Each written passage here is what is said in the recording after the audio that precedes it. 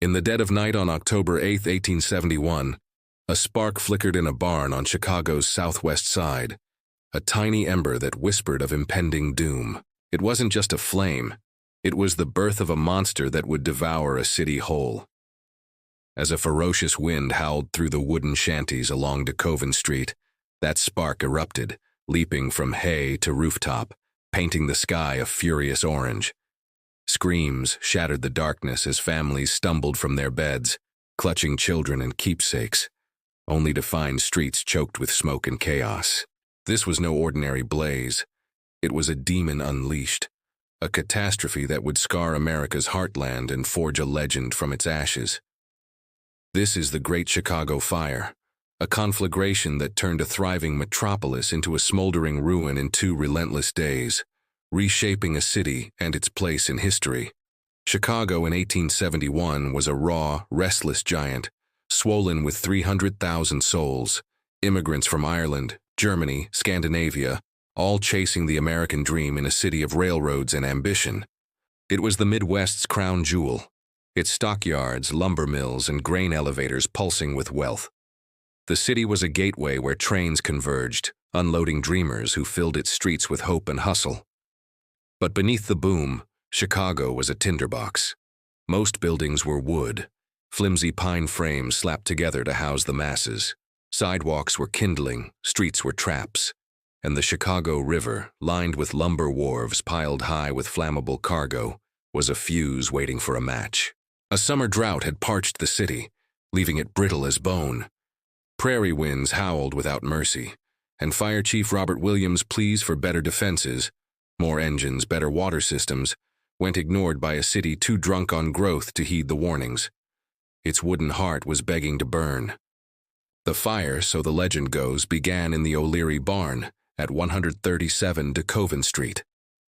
Patrick and Catherine O'Leary, Irish immigrants who'd fled famine for opportunity, ran a modest dairy with a handful of cows. Around 8:30 p.m., a cow, perhaps the infamous Bessie, allegedly kicked over a lantern, igniting the dry hay. Flames devoured the barn in minutes, a roaring inferno that lit the night. Catherine, jolted awake by the crackle, ran out in her nightgown, pounding on neighbors' doors for help. A neighbor, Peggy, tried to douse the blaze with buckets of water, but it was futile. The fire claimed the O'Leary house, forcing the family to flee with what little they could grab. Patrick, a Civil War veteran with a soldier's grit, led his 8 children through the smoke, his face carved with determination as he shielded them from the growing chaos. That spark became a tempest. A watchman spotted the glow and rang the alarm at Engine House 4, but a telegraph operator's error sent fire wagons to the wrong address, blocks away.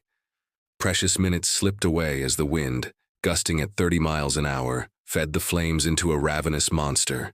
By 10 p.m., 4 blocks of wooden homes were ash, the air a scorching furnace that blistered skin from a distance. Families, bakers, laborers, maids, flooded the streets, faces smeared with soot, eyes wild with primal terror. The heat melted paint blocks away, twisting iron fences like taffy. Horses bolted, trampling the desperate in their panic. The sky glowed molten gold, embers swirling like cursed fireflies, raining down to ignite new fires wherever they landed. By midnight, the fire department, 185 men, already bone-weary from an earlier blaze across town, was overwhelmed.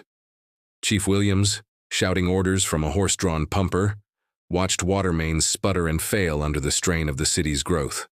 The Chicago River itself burned, debris floating downstream like Viking funeral pyres, spreading the fire's reach. The blaze surged east, devouring the West Division's slums, tightly packed tenements that vanished in a roar, leaving chimneys like skeletal fingers pointing at the heavens.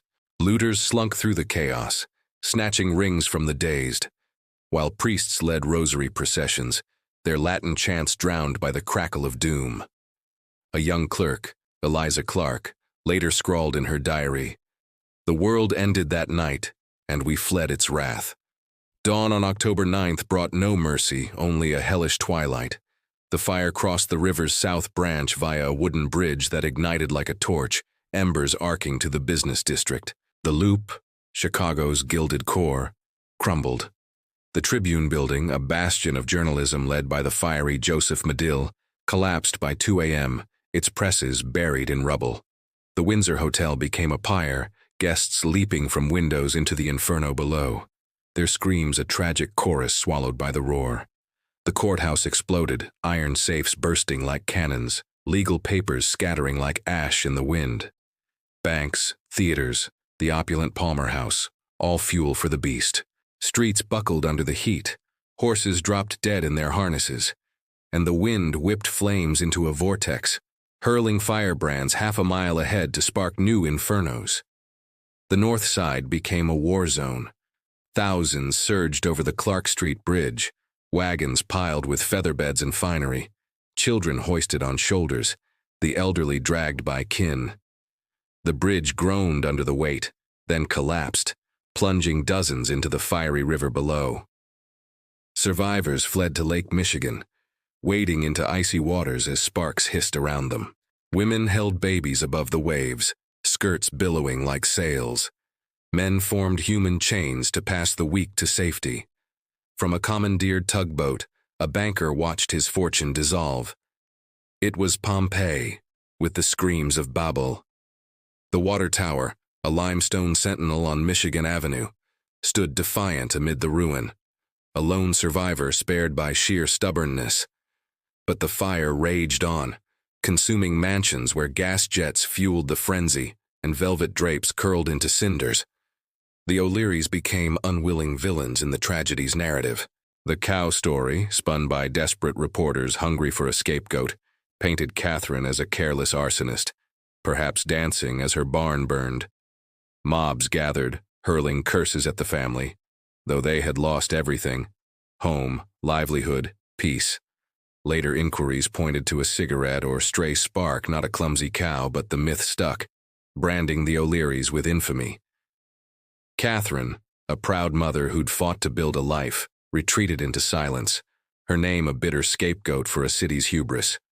By October 10th, the fire began to falter, its hunger sated by exhaustion. Firefighters, their faces blistered and uniforms in tatters, dynamited buildings to create a firebreak, but winds scattered debris, sparking new flames. Finally, around 7 p.m., rain fell, torrential, heaven-sent, quenching the blaze with a hiss that echoed like salvation. The toll was staggering. 3.3 square miles scorched, 17,450 buildings reduced to ash, 100,000 people left homeless, at least 300 dead. The air reeked of charred wood, the ground hot enough to scald for days. Ruins smoldered under a sky that had finally cleared, revealing a city broken but unbowed. Yet Chicago didn't crumble. It rose with a vengeance. Marshall Field, the mercantile titan, sifted through rubble for salvageable ledgers, vowing a grander empire. Architects like William LeBaron Jenney pioneered steel skyscrapers, birthing a skyline that would redefine urban ambition. Aid poured in from across the nation, $5 million in donations, army tents, even symphonies composed in solidarity. The O'Learys faded into obscurity, their name a bitter footnote in a story of resilience. Joseph Medill, rising from the Tribune's ashes, crusaded for brick ordinances and a stronger fire department, ensuring the city would never burn so easily again. By 1875, Chicago stood taller, its phoenix wings of iron and ambition soaring above the scars. The Great Fire wasn't just destruction. It was the hammer that forged a modern marvel, a testament to human grit, where from the darkest night, dawn always breaks. That's the tale of the blaze that reshaped a city and etched its name in history. If this story of fire and rebirth sparked something in you, smash that like button to keep the flames alive.